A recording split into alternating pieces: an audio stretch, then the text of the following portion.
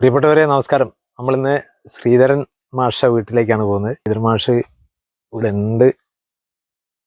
മാഷേ, എന്തെല്ലാം വിശേഷം? സുഖം തന്നെ, അങ്ങനെ പോന്ന്. ഗംഭീര മഴ അല്ലേ? ഭയങ്കര മഴ കൊണ്ട് ഒരു വല്ലാത്തൊരു ബുദ്ധിമുട്ടില്ലാന്ന് ഇപ്പൊ ഉള്ളത് എല്ലാവരും. അതെ അതെ, പക്ഷെ മഴ പെയ്യാണ്ടിരിക്കാൻ പറ്റില്ലല്ലോ. പെയ്യട്ടെ. ഞാൻ എത്തിയിരിക്കുന്നത് നമ്മുടെ പ്രിയപ്പെട്ട ശ്രീധരൻ മാഷ വീട്ടിലാണ്. മാഷ് ഇന്ന് പുറത്തു പോയി, ഇപ്പൊ വന്നിട്ടേ ഉള്ളൂ എന്ന് പറഞ്ഞ്. അപ്പം ആ മാഷിനെ കുറിച്ച് ഞാൻ ആദ്യമേ പറയുന്നില്ല, എന്തായാലും കേൾക്കാൻ പോവുകയാണ്. ഓക്കെ, കാണാം. ഇന്നങ്ങോട്ടും പോയോ? ഇന്ന് പേരാമ്പ്ര അല്ല, ഒന്ന് ഇവിടെ കുറ്റ്യാടി വരെ ഒന്ന് പോയതല്ലേ? സിനിമേന്റെ ഒരു ഇതുണ്ടായിരുന്നു. സിനിമയുണ്ട്, ഡാൻസ് ഉണ്ട്, പാട്ടുണ്ട്, എല്ലാ പരിപാടിയും എല്ലാം ഉണ്ട്. പക്ഷെ എന്തെല്ലോ ചെറിയ കളിയിലാണ് പോകുന്നത്. അങ്ങനെ നമ്മള് ചെറിയ ആളുകളെ എടുത്താണ് പോകുന്നത്. ചെറുതല്ല, വലുതാണ്. പക്ഷെ എന്തൊക്കെയോ ഒരു സമയത്തിന്റെ പ്രശ്നം, അല്ലെങ്കിൽ ജനിച്ച കാലഘട്ടത്തിന്റെ പ്രശ്നം, സമയദോഷം എന്തൊക്കെയോ ആയിട്ടാണ് നമ്മളൊന്നും. മാഷിപ്പം നമ്മുടെ നാട്ടില് എല്ലാരും തന്നെ അറിയപ്പെടുന്നത്, എവിടെ പോയാലും ശിഷ്യഗണങ്ങളുണ്ട് എന്നുള്ളതാണ് ഒരു പ്രത്യേകത.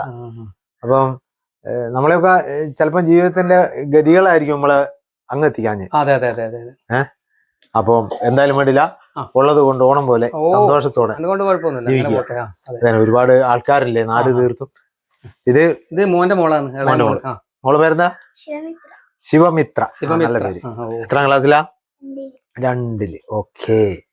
അല്ല മാഷ ഇപ്പൊ എന്തോ പിന്നെ ഡാൻസ് കുറെ കുട്ടികളുണ്ടല്ലോ പഠിക്കുന്നത്. കുറെ കുട്ടികളുണ്ട്, കുറച്ച് പ്രായമുള്ള ആളുകളുണ്ട്. പ്രായമുള്ള ആളുകൾ ഒരു 3-4 സ്ഥലത്ത് കുറെ പ്രായമുള്ള ആളുകൾ. പെണ്ണുങ്ങള് 55-60-65 വയസ്സുള്ള ആളുകളൊക്കെ ഇടക്കയില് പന്നിമുക്ക് ആ ഭാഗത്തേക്ക്, ചെറുവണ്ണൂര്, കാവുന്തറ, അന്ന് കോഴിക്കോട് ജില്ലയിലെ കുറെ സ്ഥലത്തുകൾ ഉണ്ട്. അപ്പൊ ഈ മത്സര പരിപാടി ഉണ്ടായിരുന്നു ഇപ്പൊ അടുത്ത ദിവസം. ഏജ് ഓവറായ ആൾക്കാർ. അപ്പൊ ആ പരിപാടിയില് പ്രൈസ് കിട്ടിയ കുറെ ഐറ്റത്തില് ഞാൻ പഠിപ്പിച്ച ആൾക്കാർക്കാണ്. അതിന്റെ ഒരേതായിട്ടുള്ള ഒരു സുഖം കിട്ടിയ പോലെ കളി കൊണ്ടാണ് കിട്ടുന്നത്.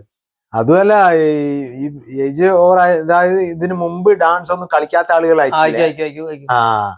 അതാണ് അവരുടെ ജീവിതത്തിൽ വലിയൊരു സന്തോഷം അവസരം കൊടുക്കുക തന്നെയാണ് നമ്മളെ പ്രത്യേകത. അത് കറക്റ്റ്. അതെ, അതിപ്പോ നടന്നുകൊണ്ടിരിക്കുന്നില്ലേ? പിന്നെ ആദ്യം മാഷ് ഇപ്പോ എന്റെ ഒക്കെ ചെറുപ്പത്തില് ഉത്സവ സ്ഥലത്തൊക്കെ മാഷ് പിന്നെ കുറെ പരിപാടി പ്രോഗ്രാം ആയിട്ട് വരുമ്പോ, അന്ന് ഇന്നത്തെ പോലെ ഇപ്പൊ മൊബൈലില് ആ പാട്ട് വെച്ചിട്ടാണല്ലോ ഡാൻസ് കളിക്കുക. അന്നൊക്കെ ലൈവ് പാടുക. പിന്നീടാണ് കാസറ്റ് വന്നത്. പിന്നെ കാസറ്റ് വന്നത്, വള്ളി കാസറ്റ്. ഞങ്ങൾക്ക് പേരാമ്പ്ര തന്നെ ഒരു ടീം ഉണ്ടായിരുന്നു, ഒരു മ്യൂസിക്കൽ ഓർക്കസ്ട്രന്റെ ടീം ഉണ്ടായിരുന്നു. ഒന്ന് വിനോദ് കാവില്, ബാലകൃഷ്ണൻ കരുവണ്ണൂര്, ദീപക് കഞ്ചാമ്പുഴ, ശ്രീജിത്ത് നൊച്ചാട്, അതെന്റെ മോനാണ്. അപ്പൊ ഇവരെല്ലാം എനിക്ക് വായിക്കല്. അപ്പൊ ഞാൻ പാടുകയും ചെയ്യും, അത്യാവശ്യം പാടും. അപ്പൊ നമ്മളെ ശിഷ്യകൾക്ക് ഡാൻസ് കളിക്കുമ്പോ ലൈവ് എടുക്കും. അപ്പൊ അതില് ഒരു ഫേമസ് ആയ, അല്ലെങ്കിൽ നല്ല ഒരു വൈറലായ, അന്നത്തെ വൈറൽ, ഇന്നാ വൈറലുള്ളൂ, അന്ന് വൈറലില്ല. പിന്നെ എന്നാലും എല്ലാവരെയും മനസ്സിൽ തങ്ങി വെക്കുന്ന ഒരു ഗാനം ഉണ്ടാവും. അപ്പൊ ആ ഒരു ഗാനത്തിന്റെ ഒരു പല്ലവി അനുപല്ലവി വരെ പോട്ടെ. അതിന്റെ റീതൊക്കെ ഞാൻ അന്നത്തെ കാലത്ത് മ്യൂസിക് വായുകൊണ്ട് ഉണ്ടാക്കിയിട്ടാണ് അവതരിപ്പിക്കല്. അങ്ങനെ അത് വായുകൊണ്ട് ശബ്ദം ഉണ്ടാക്കണോ, അല്ലാണ്ട് വെറും ഇങ്ങനെ പാടിയാൽ മതി? അല്ല, ശബ്ദം ഉണ്ടാക്കി നമ്മളെ സുഹൃത്തുക്കൾ കാണട്ടെ, പ്രേക്ഷകർക്ക് വേണ്ടിയില്ലേ. പഴയ കാലത്തൊക്കെ ഞാൻ ഗ്രൂപ്പ് ഡാൻസ് ഒക്കെ പാടുന്ന സമയത്ത് അതിന്റെ പിന്നെ വായുകൊണ്ട് ശബ്ദം ഉണ്ടാക്കി നമ്മളെ ടീമിനൊക്കെ പഠിപ്പിക്കും കുട്ടികളൊക്കെ. അപ്പൊ അത് മ്യൂസിക് പാർട്ടി വന്നു കഴിഞ്ഞാൽ അവർക്ക് വേഗം കഴിയും അത് പഠിപ്പിക്കാൻ. മിമിക്രി ശബ്ദമൊക്കെ ഉണ്ടാക്കുന്നതുകൊണ്ട് പണ്ടേ മിമിക്രി ചില ശബ്ദം ഉണ്ടാക്കും. അപ്പൊ ഞാൻ അതിന്റെ കുറച്ച് പാടാം. ഇങ്ങനെ പാട്ടൊക്കെ പാടിയിട്ടാണ് പരിപാടികളൊക്കെ ഇന്നത്തെ ഡാൻസ്. ഭയങ്കര ഇത് തന്നെയാ. പിന്നെ അതിന്റെ ഇടയ്ക്ക് തബലയൊക്കെ ഇങ്ങനെ വായിക്കും, അതിനനുസരിച്ച് പാടും. എന്തായാലും വളരെ സന്തോഷം. പിന്നെ നമ്മള് മിമിക്രി അങ്ങനെയുള്ള കുറെ കാലം ഞാൻ ഡാൻസ് പഠിപ്പിക്കുന്ന സമയത്തും മിമിക്രി ശബ്ദങ്ങൾ ഉണ്ടാവും. അന്നത്തെ കാലത്ത് അങ്ങനെയൊക്കെ മതി. എങ്ങനെ നേരം വെളുക്കുന്നേരണ്ടാകുന്ന ചില ശബ്ദം, പോയി പോകുന്ന ശബ്ദം, പിന്നെ നായി, പൂച്ച, അങ്ങനെയുള്ള ശബ്ദങ്ങൾ ഉണ്ടാക്കുന്നത്, പിന്നെ അങ്ങനെയുള്ള ശബ്ദങ്ങളാണ് അന്നത്തെ കാലത്ത്. അതൊക്കെ മതി. ഒന്ന് രണ്ടൊന്ന് നടന്മാരൊക്കെ അന്നത്തെ കാലത്ത് ജയനയും അതുപോലെ തന്നെ ആലമ്പൂടിലൊക്കെ ഞാൻ അഭിനയിക്കലുണ്ടായിരുന്നു. അതൊന്ന് ജയന ക്ലിയർ ഒന്നും ആകില്ല, എന്നാലും അന്നത്തെ ജയന ഒന്ന് പറയാം. അതെ, നമ്മള് അന്ന് കളിച്ചത് നാട്ടുകാരട്ടെ. അതെ. എന്നോട് സ്നേഹമുണ്ടെങ്കിൽ നിങ്ങൾ പിരിഞ്ഞു പോകാൻ കുഞ്ഞിക്കണ്ണ. നിന്റെ വളമുന കൊണ്ട് കടവത്തൂർ കുരുക്കന്റെ ശരീരത്തിൽ നിന്നും ഒരു തുള്ളി രക്തം ചിന്താൻ പാടില്ല. അങ്ങനെയൊക്കെ അങ്ങനെയുള്ള പിന്നെ ആലമ്പുടന്റെ ശബ്ദം എന്ന് പറഞ്ഞാലും സാറേ എന്റെ അച്ഛൻ എനിക്കിട്ട പേര് വെറും നാണുവെന്ന നാട്ടുകാർ വിളിച്ചു വരുന്നത് നാണു ആശാൻ എന്ന സാറും അങ്ങനെ വിളിച്ചാ മതി. അങ്ങനെയൊക്കെയുള്ള ശബ്ദം അത് മതിയേനു. ഓക്കെ. അല്ല, ഈ ആലമൂടനൊക്കെ എനിക്ക് അറിയാം, ഇന്നത്തെ തലമുറയില് ഉള്ള കുട്ടിയൊക്കെ അറിയില്ലെന്നല്ലോ. കറക്റ്റ് ആണ്. അങ്ങനെയാണ് ആ കാലഘട്ടം ഒക്കെ. എന്നാലും ഞാൻ 2-3 മിമിക്രി സ്കൂളിലൊക്കെ പഠിക്കുമ്പോൾ ചെയ്യാറുണ്ടായിരുന്നു. അപ്പൊ അന്ന് ഈ മധു സാറിന്റെ ശബ്ദമൊക്കെ എടുക്കാൻ നിങ്ങളൊരു ശബ്ദം ഒന്ന് ഞങ്ങൾക്കൊന്ന് കേൾപ്പിച്ചു. ശരിയാകുമെന്ന് അറിയില്ല, കുഴപ്പമൊന്നുമില്ല, ശരിയായ പറഞ്ഞാൽ. എന്നാടോ താനിങ്ങനെ കുട്ടികളെയും കൊണ്ട് ഇവിടെ ഇരുന്നാ മതിയോ? അവർക്കൊന്നും സ്കൂളിൽ പോകണ്ടേ? നല്ല പിള്ളേരൊക്കെ നല്ല രീതിയിൽ വളർന്ന് നമ്മുടെ നാട് തന്നെ അഭിമാനകരമാകുന്ന രീതിയിൽ ജീവിക്കണം. മനസ്സിലായോ കുട്ടി? ഗംഭീരായി കൈ കൊടു. നിങ്ങൾ വന്ന ആള് നമ്മളെക്കാട്ടും പുലി പുപ്പുലി അല്ലേ? അപ്പൊ ഞാൻ അന്നേരം എനിക്ക് അത് ഓർമ്മ വന്നിട്ട് പറഞ്ഞതാണ്. വേറെ അതൊക്കെ വേണ്ട, അത് പിന്നെ എടുക്കാം. അപ്പോ ഇത്രയും മനോഹരമായ ഒരു സിറ്റുവേഷനിലൊക്കെ ജീവിച്ചു വരുന്നു. വീട്ടില് ഇപ്പൊ ആരൊക്കെയാ ഉള്ളത്? വീട്ടിലിപ്പം ഭാര്യയുണ്ട്. ഭാര്യ ഒരു 17 വയസ്സിൽ എന്റെ കൂടെ വന്നതാണ്. ഇപ്പൊ ഒരു 85-88 വയസ്സ് അടുത്തായി മൂപ്പർക്ക്. എനിക്കും 10-65 കഴിഞ്ഞ്. ഞങ്ങളങ്ങനെ നല്ല രീതിയിൽ മക്കള് ഒരു ആൺകുട്ടി, 2 ആൺകുട്ടികളും ഒരു പെണ്ണാണ്. അപ്പൊ ആണ് 2 ഒരാള് ശ്രീജിത്ത് എന്ന പേര്, തബലിസ്റ്റാണ്. ഗാനം വിളിക്കാൻ വായിക്കാൻ പോകുന്ന ആളാണ്. അയാൾ വേറെ താമസിക്കാണ്. അതെ. പിന്നെ ഇവിടെ ഇളയ മോനെ പിന്നെ ഇവിടെ പെയിന്റിങ്ങിന് പണിയെടുക്കുന്ന ആളാണ്. പോലെ 2 കുട്ടികളാണ്. ഒന്ന് ഇവളും ഒന്ന് വേറെ ഒരാളോളും ഒരു പരിപാടിക്ക് പോയതാണ് എളുപ്പം കളിക്കാൻ വേണ്ടിട്ട്. പിന്നെ ഒരു മോളുണ്ട്.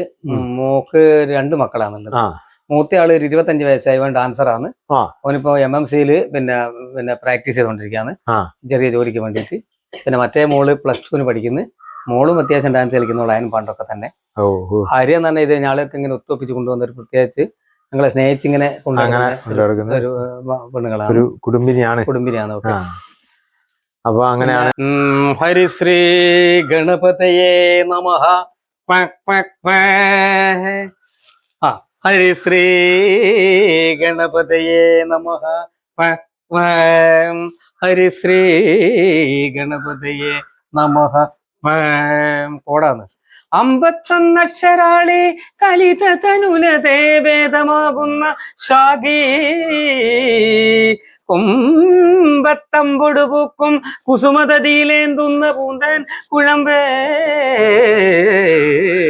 ചെമ്പൽത്താർ ബാണടമ്പ പ്രശമന സുഹൃതോ ഭക്ത സൗഭാഗ്യലക്ഷ്മി സമ്പത്തെ കുമ്പിടുന്നേൻ കഴലിണ വലയാധീശ്വരി വിശ്വനാഥേ.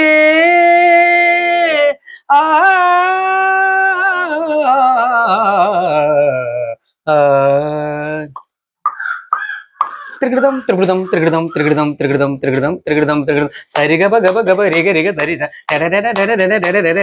ഗബദസ ദസ ദത പദ പദ ഗദപ ടിടി ടിടി ടിടി ടിടി ടിടി ടിടി സരിഗ ഗബ ഗബ രിഗ രിഗ ധരിസ ഗബദസ ദസ ദത പദ പദ ഗദപ തന്ത ടീന്ത ടൈന്ത ടീന്ത തരതിന ടീന്ത ടി തന്ത ടീന്ത ടന്ത ടി തന്ത ടീന്ത ടന്ത ടി തന ത ത റത ത ത ത ത ത ടിടി ടിടി ടിടി ടിടി ടിടി ടിടി ടിടി ടി തനരെ രെ രെ ടിടി ടിടി ടിടി ടിടി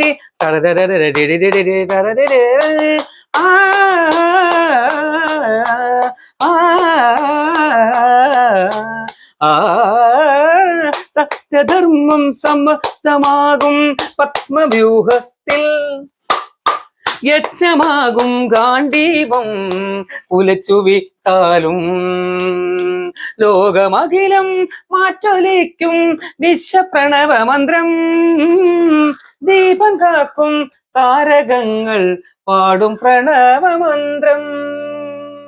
അടിപൊളി. അതാ അങ്ങനെയാണ് അന്നത്തെ കാലത്ത് പാട്ടും കാര്യങ്ങളൊക്കെ. തിരുവനാടത്തില് ചെറിയ ചെറിയ വേഷങ്ങളൊക്കെ അഭിനയിച്ച് വന്നതാണ്.